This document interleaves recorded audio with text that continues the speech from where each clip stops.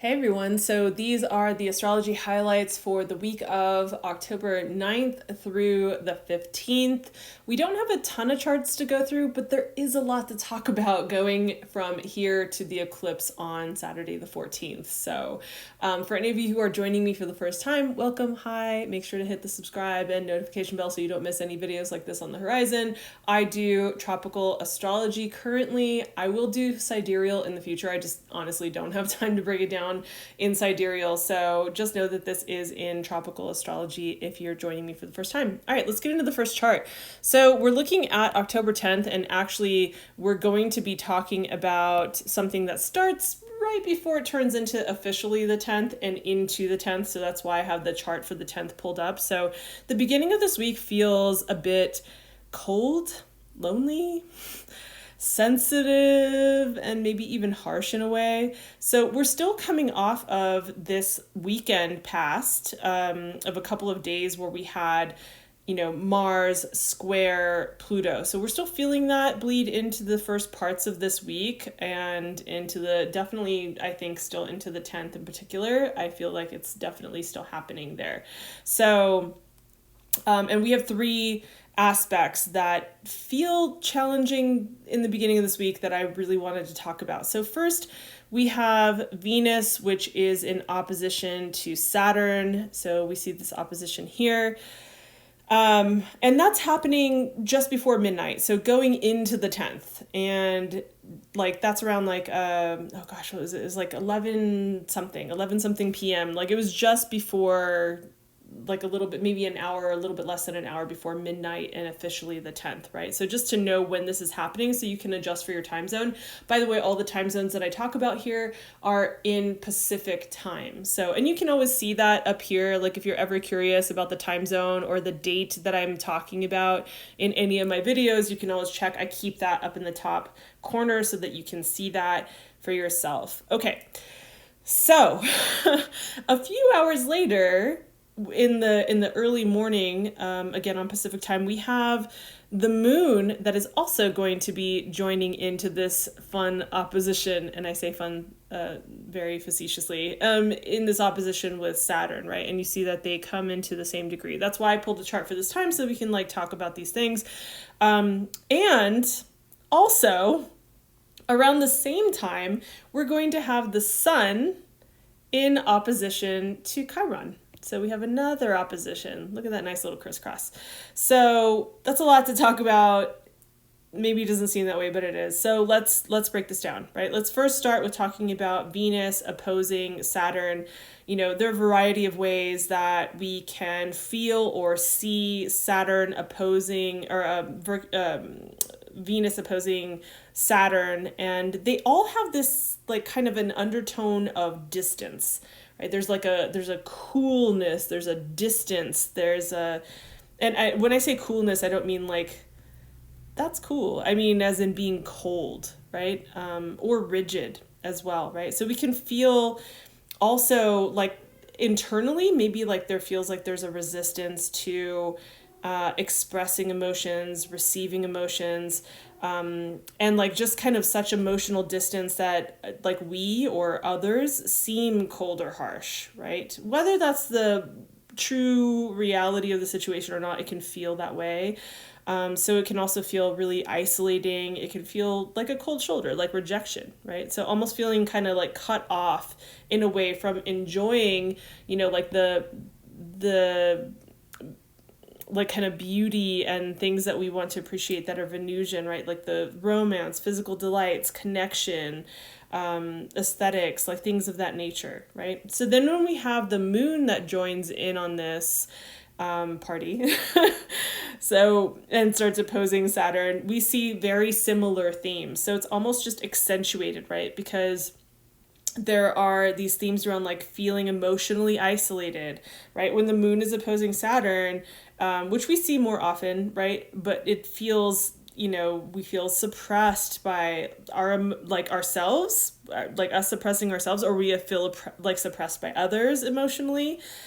there's kind of this heaviness, like there's a weight to that kind of a transit, and it can feel very gray or depressive, kind of like Eeyore in Winnie the Pooh, like very Eeyore-like, if you're familiar with that. So again, we can feel the reserved rigidity in a relational way, or, again, because we're talking about relational things when we're looking at oppositions like these, right? We're looking at how this affects us relationally.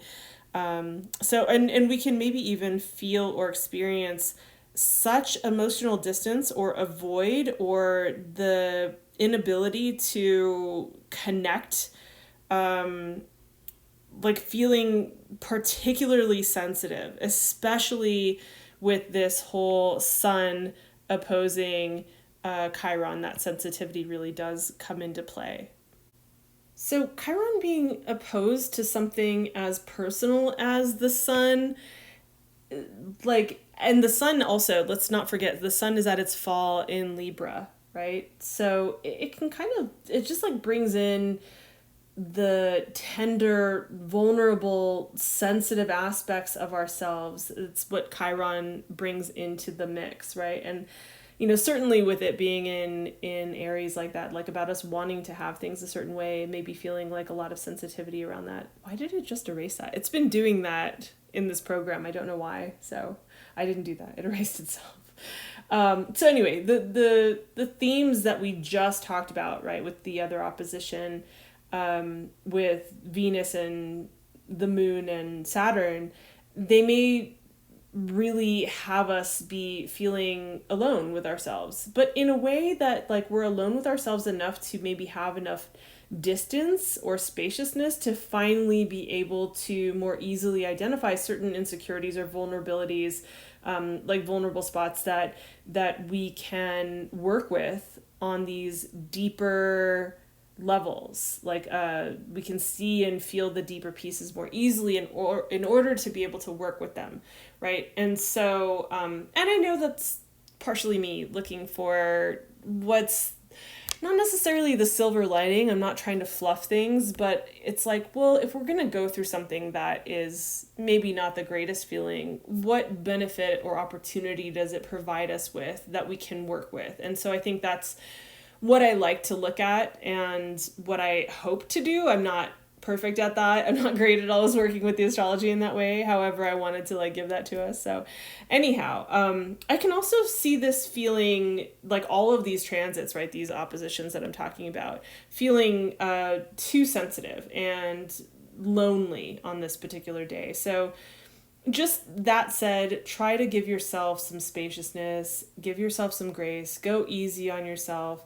It may not be as bleak as it all feels and seems, right? So I highly recommend journaling and tapping into any of your support structures, like maybe reaching out to certain friends in your support net, or tapping into your community or a coach or something like that, right? For extra support if you feel like you need it.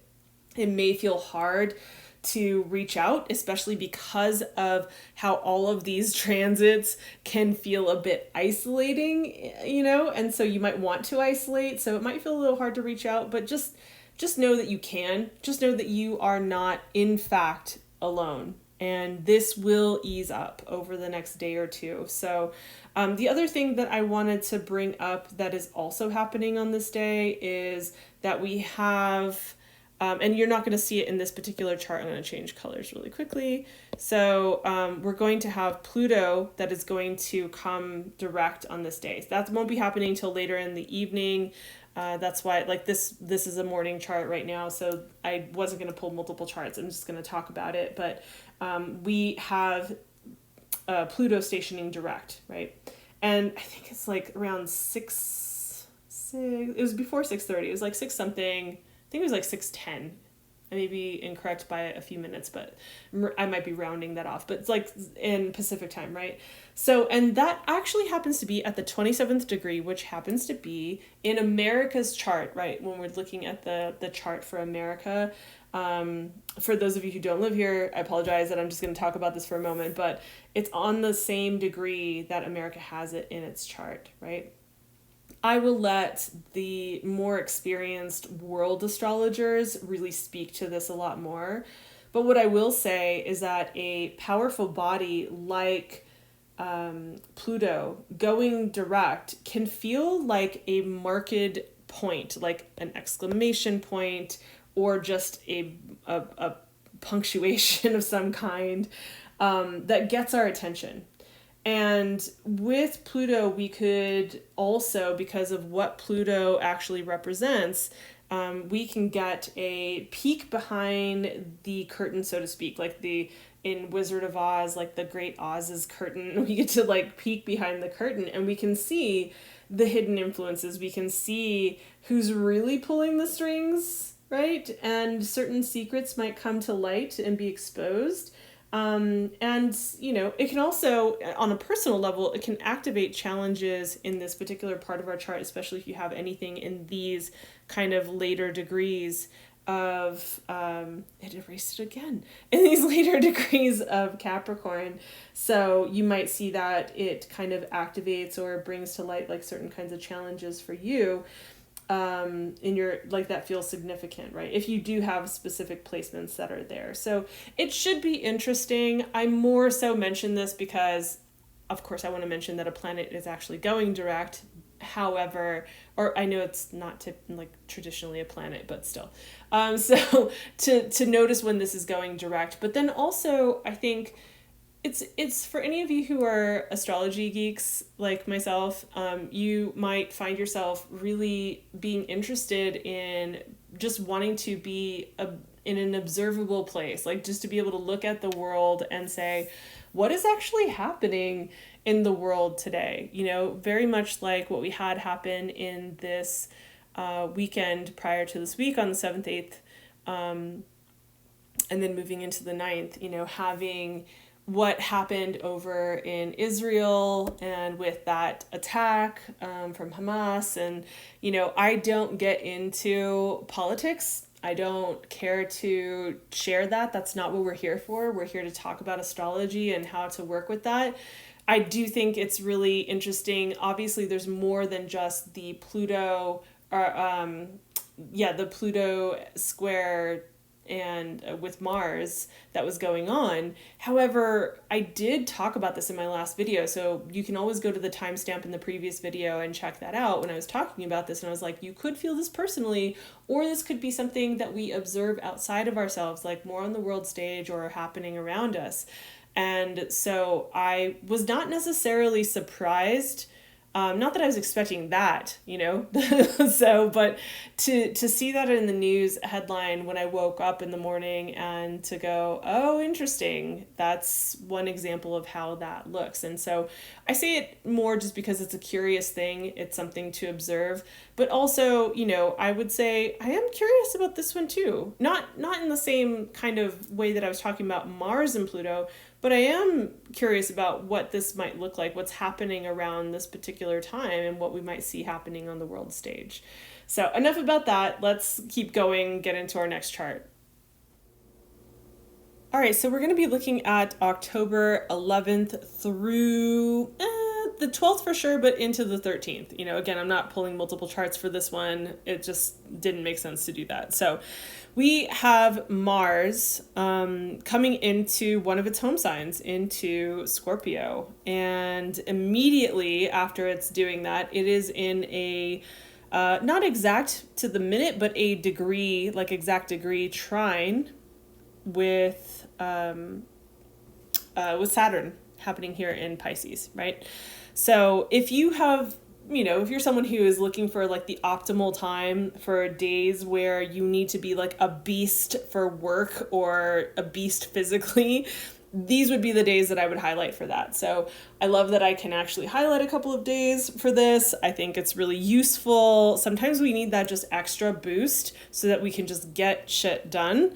So, anyway, so Mars and Saturn working together, when they're working together and they're on the same page, it's very much like having, you know, focused discipline and like action that has stamina and endurance to really push through. again, this is like both physically, mentally, probably even emotionally, I would say. Obviously you'll want to look at the houses in your chart to get a better idea of where Pisces and Scorpio reside. So like, for instance, if this were your natal chart, it would be in your 10th house and in your 6th house. Or for whatever your chart says, it could be in totally different houses, but that will give you an idea of like which areas of life you're going to be seeing these themes really play out inside of. Just be careful. I would say, like, my one caution here would be not to overdo it and burn yourself out, right? It can be tempting to just press on and like, I've got the energy, like I really can go, and to push beyond your limits in a way that's just really not good for you. And at the same time, like, maybe you need that boost. Maybe you really need to burn through some things and burn the midnight oil, as they used to say. And then just make sure that you're taking some time to get a lot of rest and recover on the other side of this, especially before the eclipse, which we're going to get into next. But coming back to just talking about how Mars is now coming into its home sign of Scorpio, it will be here until November 24th. Oops. I don't know why it keeps doing that. Okay, let's see if it stays. It's been doing this today and I'm not really sure why. So it will be here until November 24th. So, and even though, of course, there's always going to be different aspects happening with the planets because everything's moving, or other astrology that's happening. So this is not like the main star, but it is notable to just say like, hey, this is one of the working undercurrents that's happening underneath everything while everything else is going on, right? So just keep in mind that when a planet is in its home, it has all of its resources available to it to do whatever it does best, right?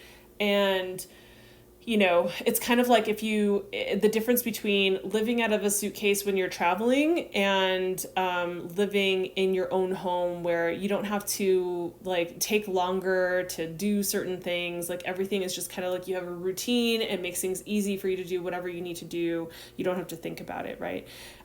So you might feel a lot more energy available to you during this period of time till the 24th of November in this area of your chart. Again, you want to look to the house that it occupies, and so that area of your life, you might feel like, oh, I have more energy to really get to the bottom of things or to get things done. I would definitely take advantage of this. Like, looking at my own chart, I'm looking at, okay, well, where is this happening and how can I also take advantage of this boost that's going to be here, this undercurrent that will be here. So, what else do I want to say about that? I guess I would say like other things about Mars being in Scorpio specifically, right? Because it does have another home, but we're talking about this is one of its homes, right? So when it's in this particular home, it does have a different kind of a flavor, right? I would say it's kind of like the warrior who can take decisive action and has the energy to really get things moving in that direction. Like, this would be like tactical precision. Maybe that is in your career house. Maybe that has to do with work, right? Maybe that is in one of your like houses that have to do with your finances. And so you have the energy to really get shit done in that area, or with work, or with your health, or with relationships, right? So, you want to be looking at, that's why I say it's important to be able to pull your chart and look at what house this is really occupying, so that you get an idea of like where you're getting this kind of undercurrent, where this is happening, right? Like Mars in Scorpio would be like, doing all of your research and waiting for the optimal, like all the elements come together for the perfect moment to strike and to like really get it done and to do it like really well, because you're so prepared for it and you have the energy to do it, right? I hope that makes sense. The one thing I would say here though is, I'd just say watch to be careful you're not acting from tunnel vision or pushing too hard for something in a way that's obsessive, like to some kind of obsessive point, right? Like, it's okay to be tenacious. Being tenacious in life is sometimes extremely useful, right? We know that. So being tenacious is fine. Just be sure that it's really for the benefit of your bigger vision or the bigger picture, and that you're not just obsessively going after something something that is not healthy, not something that's not the best idea, not for the good of all, not for the best benefit, right? So you want to make sure that because you can use, it's kind of like using your powers for good or for evil, right? Quote unquote evil, right? Not in a real way, but just like that quality being utilized intelligently or being used really sloppily, right? So I'm pretty sure that makes sense. So let's get to the grand finale, which is the first eclipse of this eclipse season. There's a lot to say, so let's get into that. By the way, if you have been listening to me talk about these transits and you are really curious about understanding how the current transits are impacting specific areas of your life in your chart, or you just want to be prepared for anything significant that is on the horizon, you can now book astrology sessions with me, and you can do that by clicking on the link in the description box down below. So thank you for your time, and without any further ado, let's get back into the charts. All right, here we go. It is October 14th, Saturday, October 14th, and it is the first eclipse in Libra since 2016. That's the last time that we had eclipses happening in Libra. We could say that one of the themes, I think, around this eclipse have to do with rebalancing. Well, actually, I'm going to save that. First, let me back that up. Why is the first eclipse in Libra after several years worth noting? There are a ton of reasons why we note these things as astrologers and these cycles. But among them, for this particular, for our purposes here today, looking at this eclipse happening in Libra, this is, especially after so many years, this is a prominent piece now that's going to be very front and center for us in our lives, right? It's now illuminating a certain area or house in your chart, in your life for the next year until October 2nd, 2024, right? So you want to look at your house, at your chart, you want to look at which house it's occupying, and that will give you an idea about where you're going to be experiencing this stuff, right? So if you saw any of my previous videos, or if you've heard other people talking about this, you may have known that it wasn't too long ago, just a few short months ago, when we had the nodes move into Aries and move into Libra, right? So here the nodes are right here. These are the nodes. So when that happened, you might have started to notice themes that, will and have already started reverberating through this particular area of your life, through not only up till now, especially now, but we could say also through the entire period going forward to next year in 2024 in October, when I was talking about this, right? So all the way until that time, right? We could say that this eclipse is basically the starting gun at the beginning of a race, when they shoot the gun and everyone starts running, or it can feel like a message that we can't easily ignore. It's very in our face, right? So again, you've heard me mention this before, but if you really want to personalize the information when I'm talking about this, you might notice these things, but I think it's a little bit easier and more practically useful when we're able to see which area of life these themes are going to be coming up in. So if you want to see where, what I'm discussing, where it's going to be showing up in your life, you'll want to pull up your chart in whole sign houses, right? You'll see over here it says whole sign, tropical, for tropical astrology, and to look at the house that I was talking about, which house does it actually occupy. Now there's a reason I'm not going to go into it in this video. I do have videos planned on the horizon for explaining why I'm telling you whole sign, why tropical. There are times where I believe that using Placidus or equal house would be more appropriate for certain other things, right?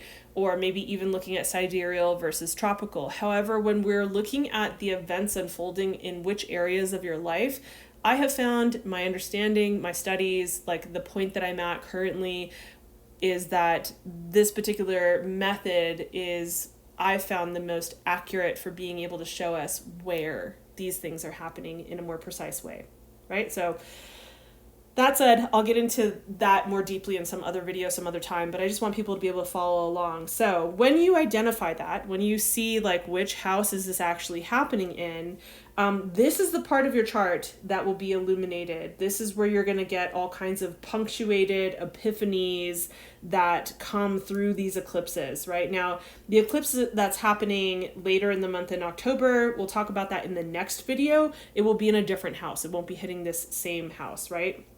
Other thing that I want to say about eclipses is that besides them being about like ushering in great beginnings and great endings, right? That's why people get nervous around them because it's like, oh man, what's going to get released? What's going to, move out? What's going to be moving in? What surprising things are going to show up?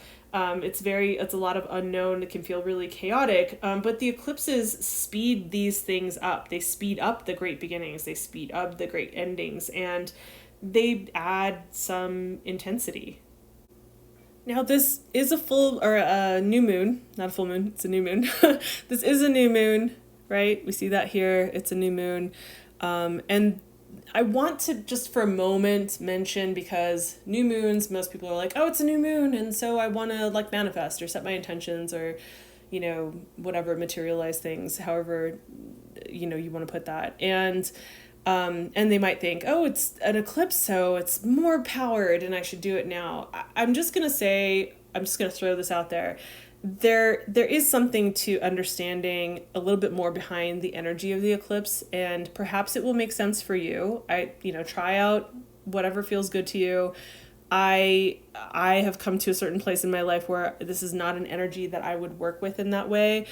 So when we have the new moon, that's one thing. But when we have that with an eclipse where the moon is literally eclipsing out the light of the sun from our perspective on Earth, light being obscured has meaning. It has meaning in a lot of different ways, not just in astrology, and can relate to, or not relate, can create some instability.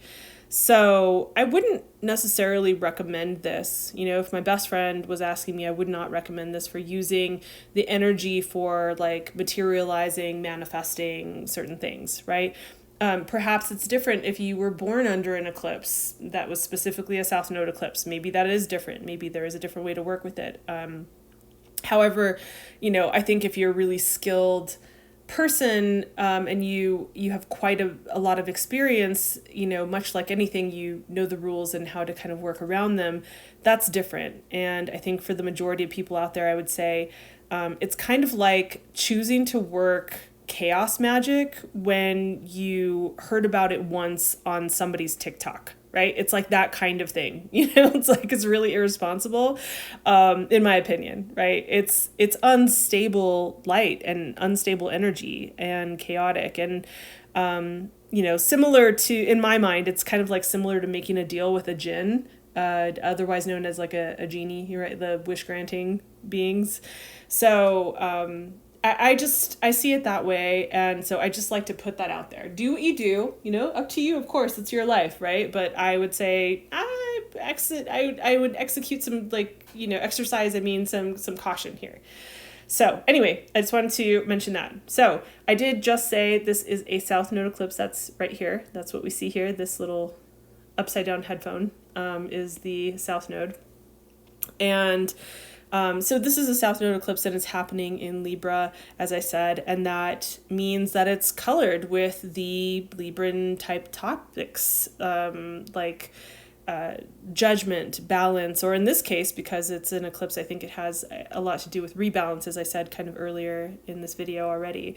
Fairness, equality, justice, aesthetics, relationships of all kinds, not just romantic, right?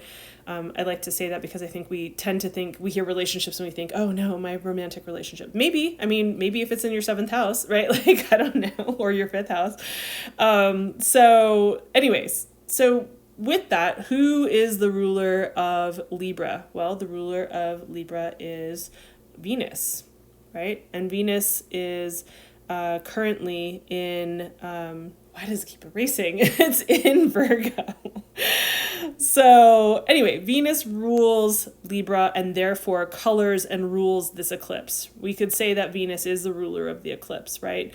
Now Venus being in Virgo, who is discerning, Virgo is very discerning, which can be great. But we could even say that it's sometimes scrutinizing when it comes to now connecting the two to Venusian-like topics. And to give you a refresher, or for those that aren't really familiar, really quickly, Venusian topics would be like our values, our partnerships and relationships, being harmonious, or agreements. And I would even say in this particular case, contracts, because this eclipse, let me see if I can note this here. This eclipse is conjunct Mercury, which is why I mentioned the contracts, right? But we'll come back to the Mercury thing. We're going to come back around to that. So what can some of this look like, right? For some of you who are like starting to zone out and like, that's too much astrology stuff. We may have, because of this Venus in Mercury, or in Venus in Virgo, we may see have a more like scrutinizing eye for the details around our connections with others or in certain areas of our lives, and clearly feel and see the contrast of what no longer or hasn't aligned with our values. We might feel or see where it's been draining, in fact, and so we may feel and find these areas or these connections very much lacking, really wanting for something more than that's actually apparently there. So in this kind of reevaluation, you might find yourself wondering things like, maybe this isn't worth how much, I've been pouring into this, right? How much of your energy or time or yourself that you've been pouring into something or someone. Or connections, right, plural, or maybe something like maybe I've been like operating inside of a paradigm for myself personally that is like very low standards, and it's time that I raise my standards. Like you might just go, you know what, I think I've been like selling myself short. I think I've been operating under like just poor low standards for myself.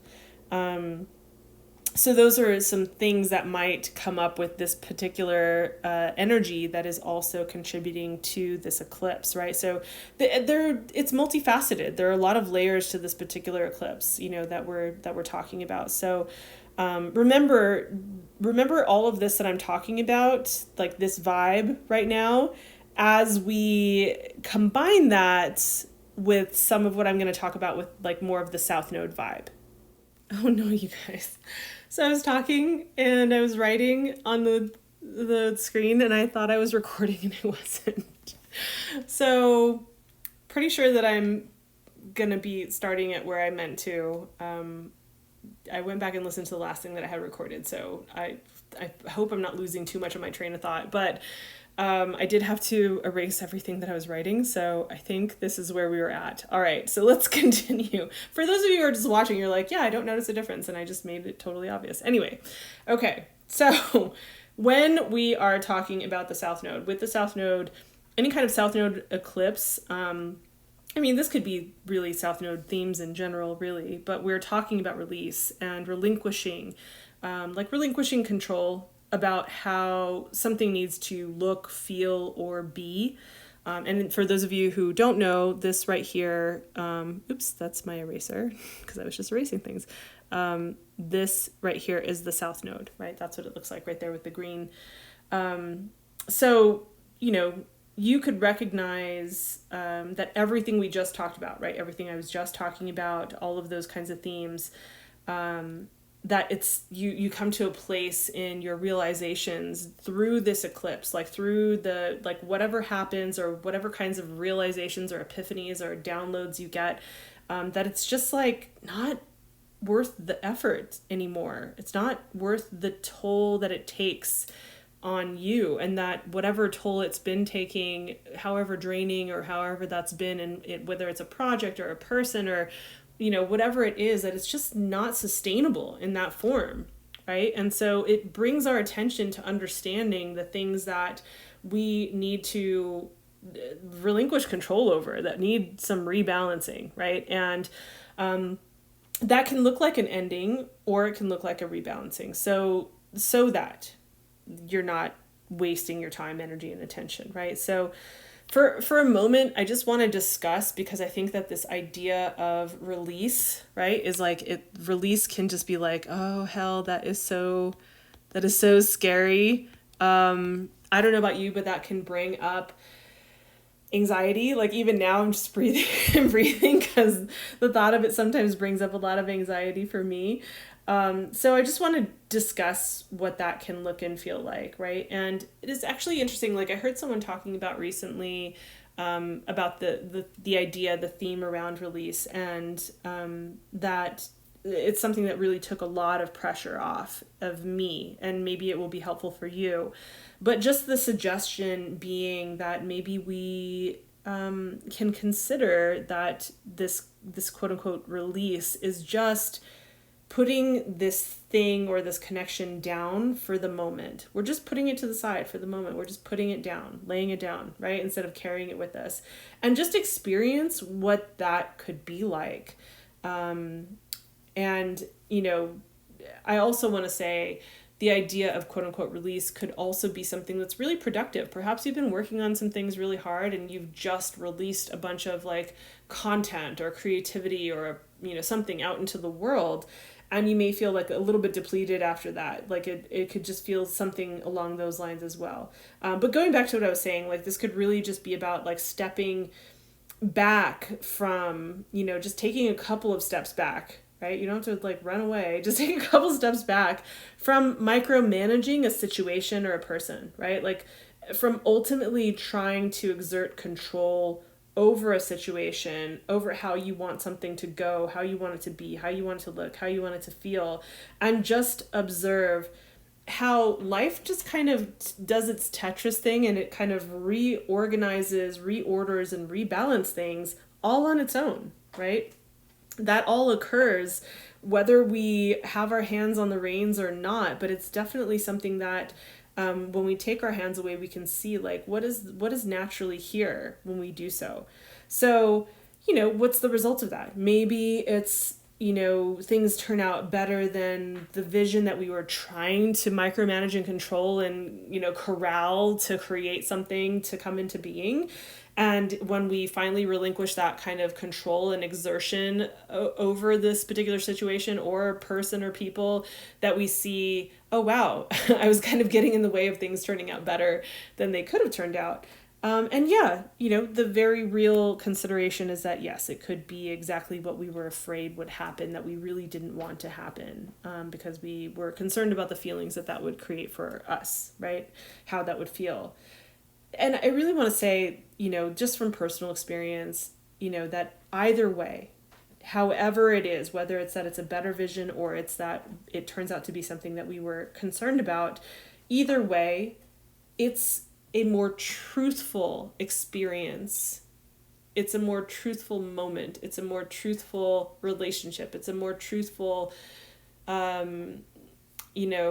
coming to a presence of like, this is what's actually happening. This is what's so, than to think that we can color it the way that we want, And so I think that there are a lot of lessons inside of this. So this can be a really deep and transformative experience in time for us when we go through eclipses, because it stimulates these things. It touches on these kinds of concepts, because the South Node especially is going to touch on these concepts, right? So I just want to say that in relation to, just talking about the eclipse, right? Now, the other thing I wanted to talk about is that we also have Mercury, which I was mentioning before, right? This is Mercury over here. So Mercury is going to be conjunct right next to, that's what conjunct means, right next to this solar eclipse and this new moon, right? It's also going to be, though, opposing Chiron, right? They're going to be at the same degree, 17 and 17, and they're going to be in opposition to each other. So I would say whatever revelations you receive inside of this eclipse, I would recommend holding off on having conversations, verbally or written, about it, right? Take it all in, process it, let it percolate, do what you need to do with it. But I would wait on having the, deep conversation today. And if you guys can hear that in the background, that is my cat playing with her toy. I'm pretty sure my mic picks up on that. Anyway, so I personally, I wouldn't trust maybe completely my own thoughts or my ability to express clearly. I would think that maybe perhaps those things would be colored by my sensitivities, possibly my insecurities, possibly my soft spots, right?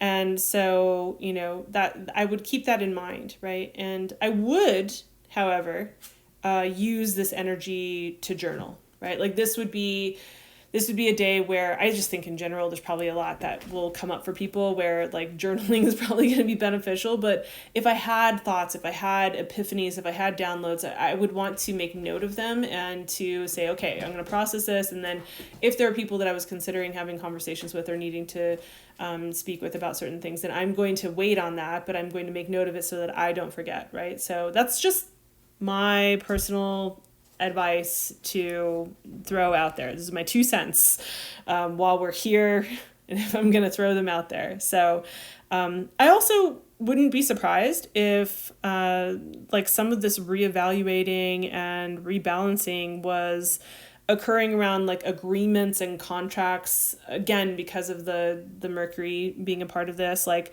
I would also be wary of signing contracts or making long-standing agreements from like today, on this day. So, overall, I think agreements made to you while we're on the subject, like, right, or that you've made will also probably be up for revision or evaluation or under some kind of scrutiny, right? Like, or they might be tested, right? Like these agreements might be kind of taken for a test drive to see how they stand, right? And that's just, because of the Mercury types of themes that come up around these types of things, right? So, and because of like, the reason I say it about like in that way is because of, when we're looking at oppositions, we are looking at them, as I've said before, about them being more relational, like these are more relational aspects, so it's interesting. It's interesting. I'm very curious to see how this plays out. I've certainly taken a look at my own chart and I am already, kind of making some notes about it. And so I'm curious to see how this goes. If you've already kind of gotten some insights about how you think this is showing up or where it's showing up in your chart, like go ahead and throw a comment down below, like I'm so stoked to I haven't really just encouraged many comments necessarily, but I would love to just see where everyone's at and what kind of insights people are already getting about this.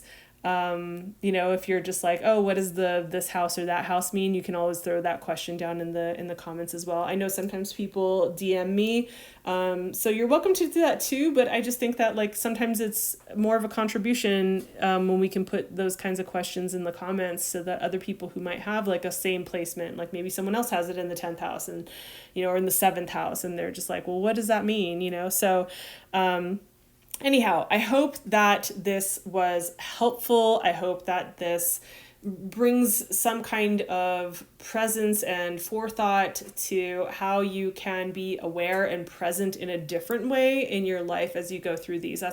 That's my intention with creating these videos, is that you're able to be well prepared to be able to work with what's happening. And if you guys are interested in me creating just a really quick short tutorial video and here's where you go, this is how you pull up your whole sign tropical chart so that you know like which of the houses this is actually happening inside of, then let me know. I'm totally happy to make that. That was actually something that was on my list that I thought, I was like, oh, I wonder if anyone would be interested in that. I think it would be really helpful.